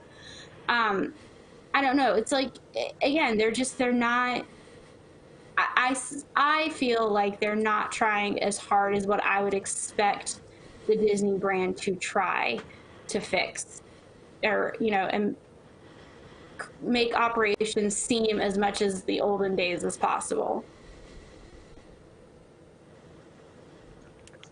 Yeah, I think people in chat are making a good point too. Like, Disney still hasn't allowed people to renew their annual passes or buy new annual passes, and Universal comes out with a buy a ticket for a day and come back for the rest of the year. It's just this pandemic, if nothing, has really shown the difference in focus between Universal and Disney in terms of caring about their guests, caring about their cast members, caring about their annual pass holders, especially. You know, it's you know, Dawn just said Disney's current MO is to do the bare minimum to keep the people coming, and that's it. And that is so short-sighted. And I say this all the time, like, people will come, but they will not then have an experience that makes them want to come back. And so they're selling the future for the sake of the present. You know, when Epcot's open for, what, 8 hours in a day, and you want to charge $100 and some for a ticket, but it's, you know, you're not doing anything special. You're not giving them any value for that $100. You're making them wait in lines that are sometimes really pretty long. You can't have Fast Pass. And you think people are going to have such a magical experience that they're going to want to come back in the future? I don't think they are. I don't think they are at all. You made a good point about, I think about, like, Universal with you can park hop. You know, you're not just stuck picking one park or the other. Yeah. You know, that's a perk in itself.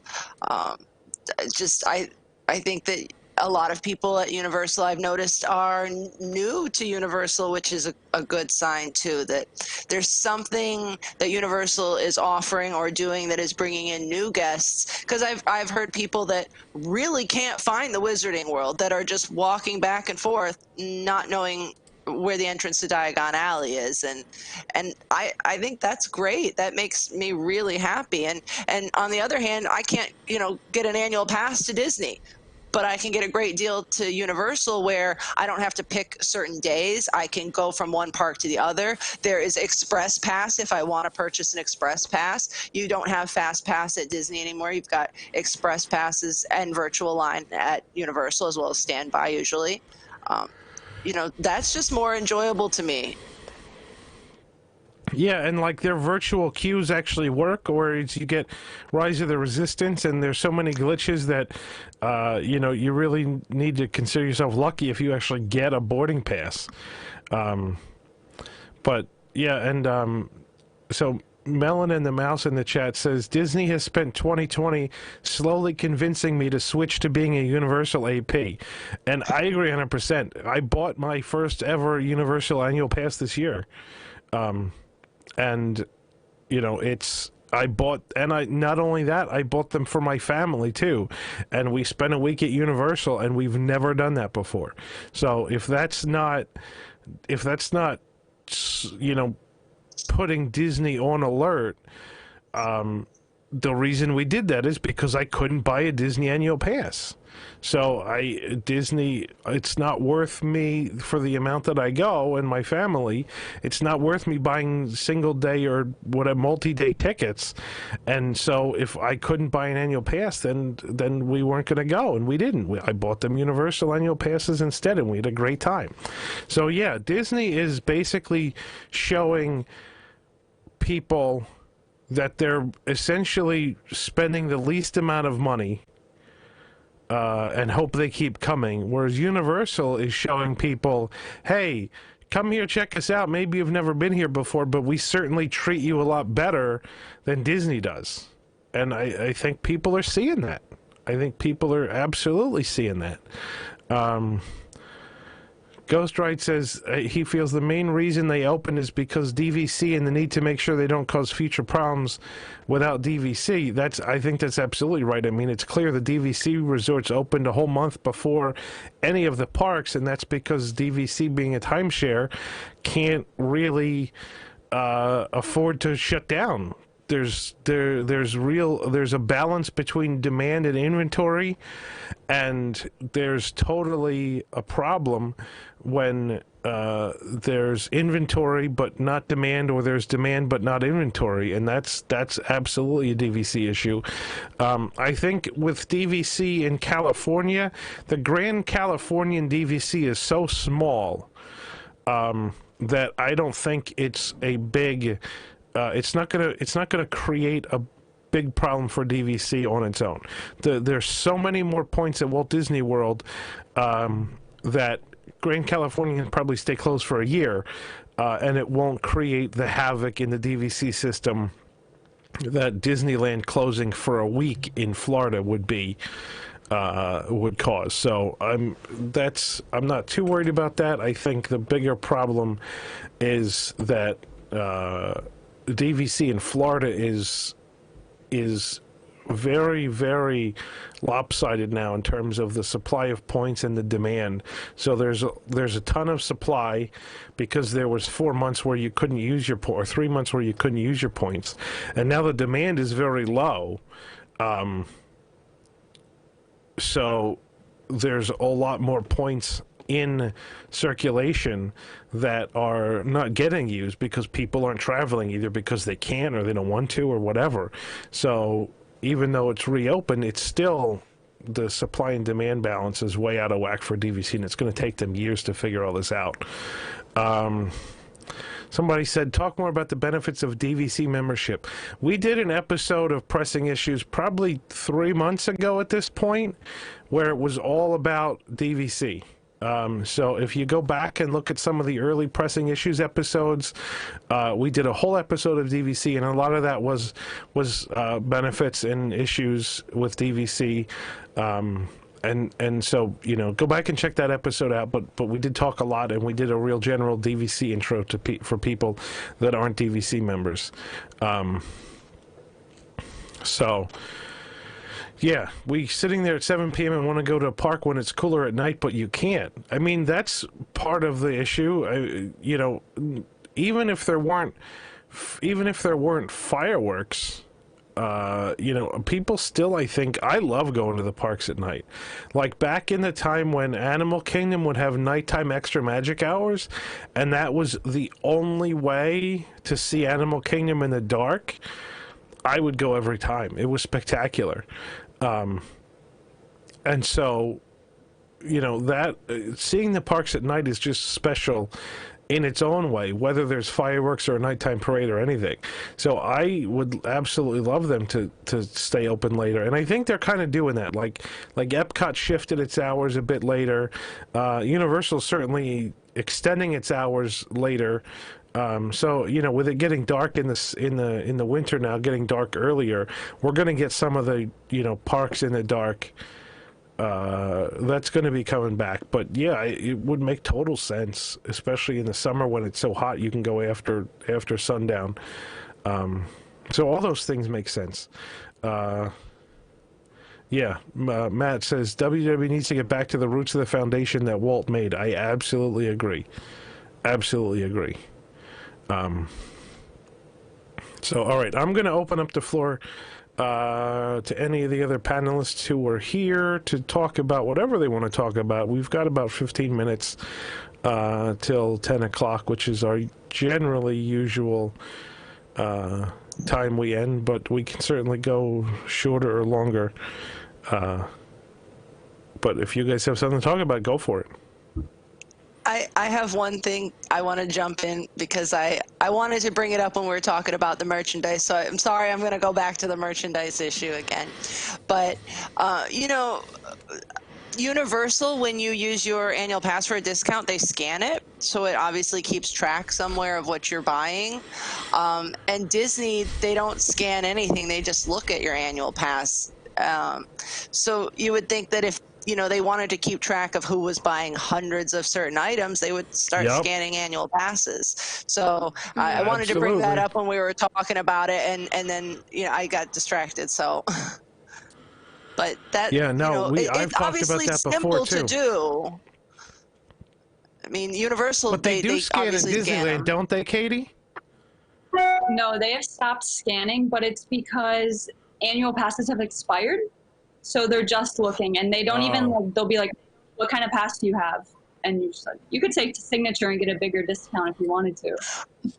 That's okay. another point but, I want. But under normal circumstances, under normal circumstances, they do scan them, Katie, in Disneyland, right? Usually, yes. When the parks were open, they were scanning them. Yeah.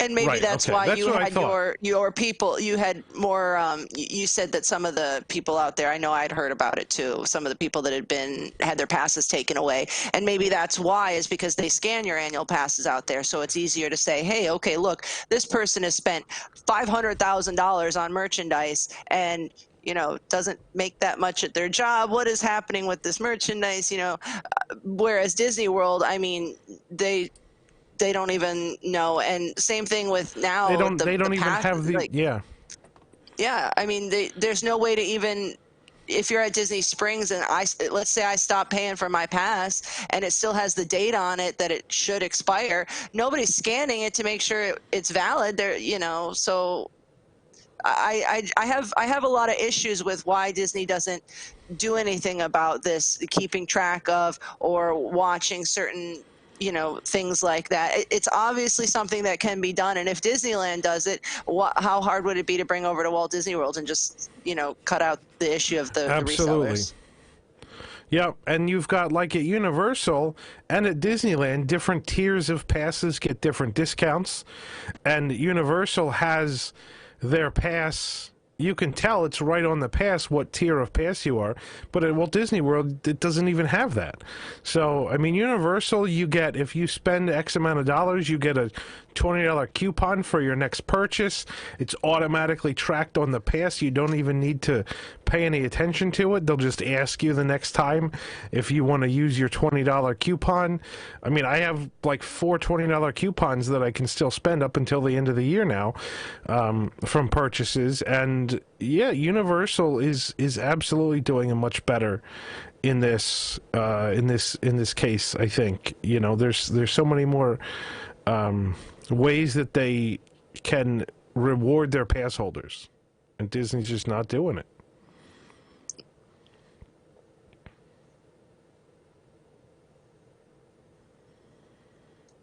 Sorry, I didn't mean to get back on the merchandise rant. I didn't mean to go off on that subject again. Sorry. I know we want to, like, maybe talk about something else, but I'm wound up about merchandise.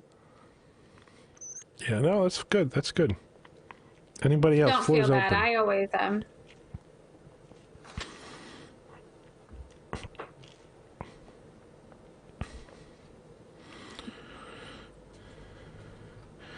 Karen in the chat says that it looks like the prices have drastically lowered on the mini main attraction merchandise since they showed up at the parks. So,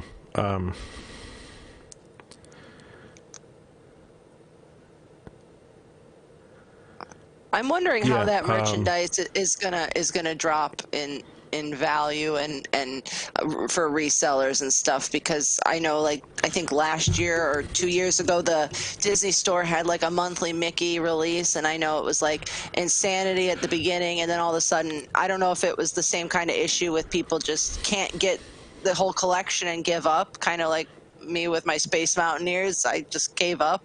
I don't know if that's what happens, but I noticed that, it's a lot easier to buy those plush and pins now than it was at the time of the release. So I'm curious to see what happens with this merchandise. I kind of hope that all these resellers get stuck with it, stuff they can't return. I'm mean, sorry. Yeah, I mean, It's not me. I totally think. I totally think that if you bought 10 of something and tried to return it, they should just say, no, you can't return it. You bought 10. Absolutely. You knew what you were doing. You can't return it. Yeah. Nope. No returns. Nine of your friends didn't change their mind all of a sudden, Right. Yep. Absolutely. It's just, do the math yourself, just kind of logical thinking, like, who really needs 10 of these? I understand that a lot of people do pick up for their friends and stuff. Like, I'm local, so I have friends. Obviously, I collect and trade a lot of pins, so I have friends from all over the place that ask me to get stuff for them. But there's you can tell when someone is returning, bags of merchandise that, that's... Yeah. They shouldn't be doing that. Yep. Absolutely. It's rewarding them almost. It's like, if you couldn't sell it, don't worry, we'll give you your money back. Just bring it back. Yeah, right. You should reward them. Makes no sense. Makes no sense. All right. I'm going to talk the last couple minutes here because we just learned today that Tokyo Disneyland is opening their Beauty and the Beast e-ticket ride, soft opening today, because it's daytime in Tokyo. Soft opening today, which is very exciting. This was supposed to open on April 15th, I want to say. I was supposed to be there for it. And we have Spencer right now trying to get a ticket. Tokyo, it's harder to get tickets for Tokyo than it is for Florida, which is kind of crazy. But so yeah, we'll have reports on that as soon as we possibly can. But that's really exciting. I think this ride is going to blow people away. Everything I've seen about it is pretty insane. And it certainly looks to be more reliable than Rise of the Resistance. So the fact that you can actually ride it without it breaking down or, without your boarding pass never being called is going to be a big deal too. So we will see. But stay tuned for that in the coming week too. We can't even go to Japan yet. That's the problem. I think if we could go, Tom would be there. I'd probably be there too. Since, Tom's got the hotel room, I'll just crash with him. But, so we'll see, very soon what that's all about too. But, everything that I've seen so far points to the fact that this is going to be amazing. And it might actually, so Cosmic Read tomorrow night is talking about what ride do you want to bring to Walt Disney World, and it may turn out to be this one. Like, everybody might be saying Pooh's Honey Hunt or Mystic Manor, but the whole voting might change by tomorrow if people start seeing videos of ride-throughs of the Beauty and the Beast attraction. Now it's like the next thing. So it'll be interesting. We'll have to see what happens tomorrow night. It's going to be a good show. So tune in tomorrow night for Cosmic Read at 9 p.m. Annie, you wanted to say something else? No, I was just really excited about the Beauty and the Beast. I'm excited. Yeah, no. I wish we could go to Japan. Like, I'd probably make it happen. Ditto. I'd be there. Yeah, no, I don't care. I'd go.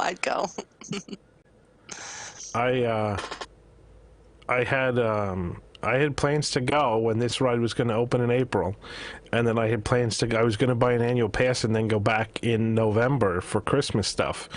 And of course, all those plans got completely trashed.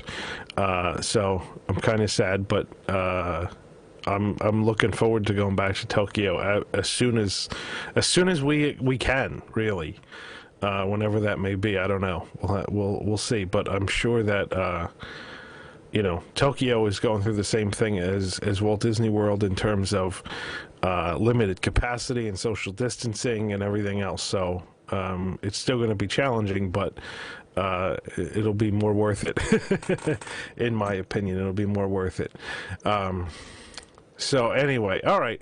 I think just looking at the last comments, I don't see much else. I wish Chris Reed did other shows during the week. Would be cool to have him on Pressing Issues.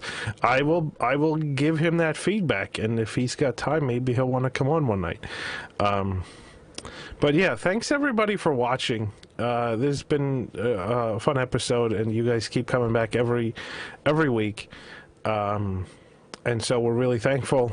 Again, if you haven't hit that thumbs up like button, please do. If you haven't hit subscribe or the bell or whatever it is, all that stuff. And please stay tuned to WWNT.com all this week. Disneyland reopening announcements are probably coming any moment. And news on the soft opening of the Beauty and the Beast ride in Tokyo are coming imminently. So it's going to be a big week for news, and maybe we'll have more crazy people in the park screaming about masks and Hopper and ants standing up, and that's always exciting.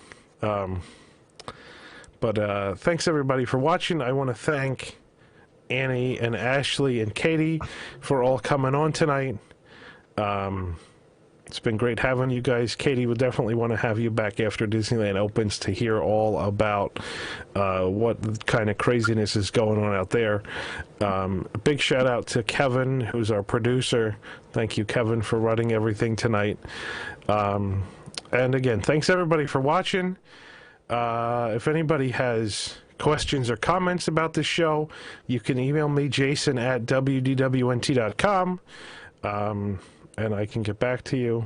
If you have any questions about wigs, you can also email me questions about wigs. If you're thinking of joining or whatever, I can let you know about all the benefits and things like that if you have questions. So please stay in touch. You can email me about whatever you want. Always around to answer fan emails. And stay tuned to WWNT this week.